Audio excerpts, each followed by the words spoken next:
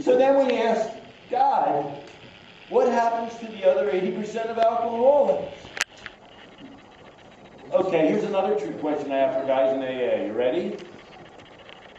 Since AA has been created, has the alcoholism rate, that is the percentage of people who are alcoholic, risen, remained the same, or declined? What do you think? What do you think? It's going up. Now, isn't that funny? What would you say if somebody said to you the dominant approach in the United States for a disease, if you believe that, has resulted in an increase of the disease, or has not prevented the increase of the disease? What would you say? Sociological factors. Alcohol and drugs are available a lot younger than they were before. Oh, that's bullshit. Who said that? Who's That's talking? bullshit. So are you an AA guy? Yeah.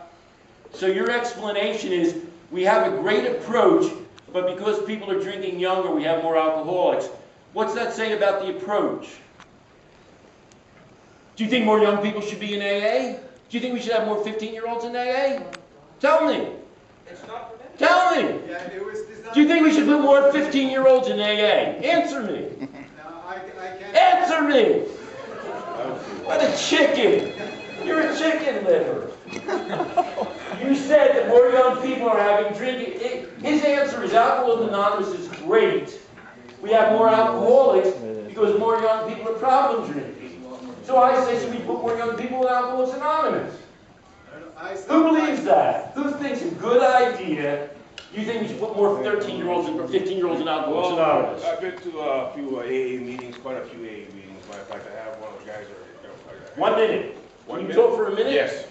Shoot. Okay, I've seen 15-year-olds and 16-year-olds and 13-year-olds in these AA meetings, and it's done them a hell of a lot because now they see that they're not alone out there, and they start having friends amongst each other. What do you think about putting 15-year-olds in Alcoholics Anonymous? What do you think about saying to a 15-year-old, you have a lifetime disease of alcoholism? Can you imagine any negative from that? This will give them a loaded gun. And here's the answer to that. Never drink again. Come on. Even guys, I can't believe I'm going to say this. Forgive me, Lord. Even people stupid enough to believe in AA can't believe that. You know what I mean? That telling a 15-year-old they have a lifetime disease and the answer is they should never drink again is an effective concept. Nobody can believe that. What's the alternative? Let them die in the back alley. Huh? Let them die in the back alley, yeah? What? Is that what I'm hearing you say? What's the alternative? Well, he said that was the alternative. I'm thinking about that, right? What? Like I see a lot of kids who go into 12-step programs and they get well, Yep. right? Whereas I see a lot of kids that don't, and maybe they get something, maybe they don't. Right? It all depends on who teaches them. Guys, this isn't a prayer meeting. You have to answer my question. Can you see any negative consequence from telling a 15-year-old who drinks too much he has a lifetime disease and he can never drink again? Do you see any negative possible impact from that? Shut up. Do you see any possible negative impact from that? Thinking back to when I was 15, I was all messed up, huh? I don't know. You can't even imagine one negative impact. I don't know. Buddy, you can't think. If you can't think, you can't talk to me. What's one negative impact? Absolutely horrific. Just tell me what the negative impact is. Let me do the history honors. That's what they pay me the big bucks for. A lifelong notion of one's identity. I am an alcoholic, starting at 15. What do you look at this person? Do you think they're going to say something good or bad to me? This guy, he's raising his hand. What do you think? What's your bet? If they ever have a drink again, they suddenly feel like they're back in their problem and they have to, they're plagued with this condition. And it's the anxiety about having another drink that then becomes a problem in and of itself. I would say. A majority of people in the United States outgrow their smoking addiction without treatment. A larger majority of alcoholics outgrow their alcoholism without treatment than smokers. A larger majority of people who are diagnosed as alcoholics outgrow alcoholism without treatment than do addicted smokers. How many people did you interview to determine that? The National Institute of Alcohol, who asked that question? Me again. Smart ass. Oh, you, chicken shit. The NIAAA, you want to fight? You want to fight, buddy? The National Institute of Alcohol Abuse and Alcoholism interviewed 43,000 Americans. Sit down. 43,000 Americans. If you go to the NIAAA website and look up this phrase, alcoholism isn't what it used to be. The NIAAA interviewed 43,000 Americans. 3/4 of people who have ever been alcoholic are no longer alcoholic. What does that mean?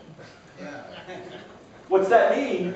Well, There's does a that thing mean called a that diagnosis of alcohol dependence, and they're no longer diagnosable as alcohol dependent. Okay, but does that mean they still practice, More than half still drink. what is IAAA, National Institute on Alcohol Abuse and Alcoholism. How many? 12.5% of alcoholics in America, which is a crazy treatment place, receive formal alcoholism treatment or go to AA. The largest survey ever conducted of alcoholics by a country that believes in the disease theory of alcoholism, that's a temperance country through and through, found that 3/4 of alcoholics, when currently analyzed, addressed, are no longer alcoholic. More than 50% of them are still drinking. 12.5% have received formal alcohol treatment or have attended AA.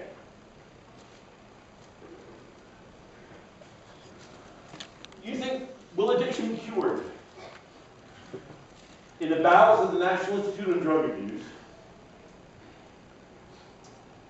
they're looking at brain scans to find the place in the brain that causes addiction.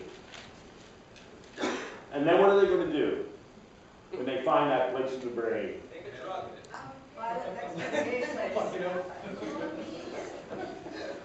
Well, of course, the joke is they'll never find that place. But their claim is they're going to identify that and they'll be able to eliminate it. What about How many people believe? THIQ. What? THIQ in the brain. So you think alcoholism will be cured? No, I never said that. Do you think addiction will be cured? Depends what the. How many people here, raise your hands, think that addiction will be cured in the next 50 years? Depends whether you believe it's a spiritual malady or. One person here believes it. 2 people, you believe it'll be cured. What the hell's the matter with all these other people? All these people of little faith. Why don't they think addiction will be cured? It's not a disease. You really think it? Nobody, even people stupid enough to believe the disease theory, don't really think addiction will be cured.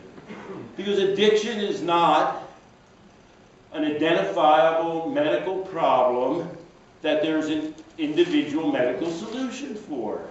It's not something that can be pinpointed in the brain and then addressed or eliminated. And really, everybody knows that. If I go to a convention, you know how I ask those trick questions of those AA guys? If I go to a group of NIDA researchers, here's my trick question. I say, in 10 years or 20 years or 50 years from now, do you think there will be less addiction, the same amount of addiction, or more addiction? And even they all think there'll be more addiction. The guys who are looking for the part of the brain that causes addiction. Yes? Do you think that disease is a secondary characteristic of addiction? Who or said that? Addiction that can create disease? Buddy, there's a lot of things you do that can hurt yourself.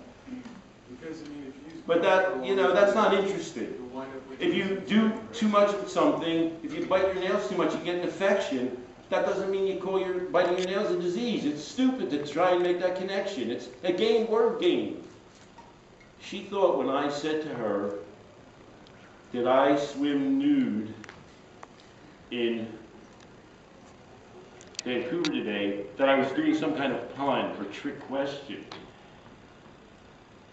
We're not talking trick questions here. We're talking real, actual meaning. A majority of smoking addicts in this room, don't give me bullshit, quit the hardest addiction to quit without receiving treatment. Deal with reality. Stop playing word games. The people in this room. And now people are saying, oh, where did you come up with these data? From yourselves. What are you doing? Liz?